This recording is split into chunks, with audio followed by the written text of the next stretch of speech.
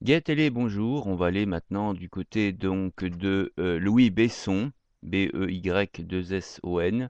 Si ça se trouve, je l'ai déjà lu X fois, mais je me lasse pas de le relire, de le relire, de le relire, tellement c'est beau. Et ça s'appelle donc Géry, le secret de Géry. Et cependant, que savais-je encore sur celui que j'aimais? Éloigné des jeunes gens de mon âge, par une réserve invincible, mon cœur craignait trop de révéler le secret de ces nouvelles délices pour se répandre vulgairement au dehors. Pourtant, avec quel intérêt j'appris que cet enfant, né d'une famille noble et illustre de Florence, était orphelin depuis ses premières années. Atteint d'une fièvre violente dès son arrivée au collège, il n'avait reçu que des soins étrangers. Il se nommait Géry. Oh, est-il un nom plus doux que celui de l'être aimé? Maintenant, après des années, mon cœur s'émeut comme au premier jour, quand j'invoque ce nom qui fut si longtemps celui de ma vie et de mon bonheur. Mais Géry, trop faible encore pour suivre les études des jeunes gens de son âge, occupait dans une des tours une chambre isolée.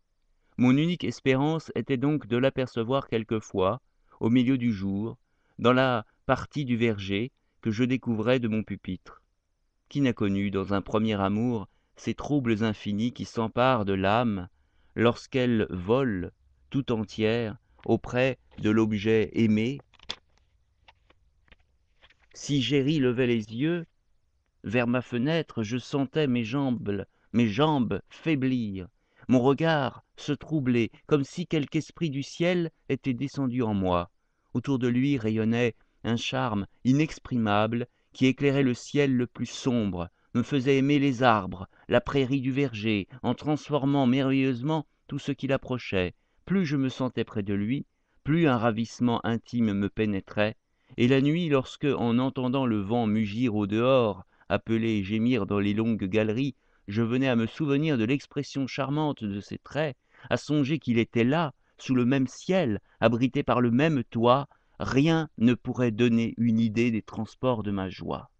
Ainsi, cette paix que j'avais inutilement demandée à l'étude et aux livres, je la recevais de cet ange céleste.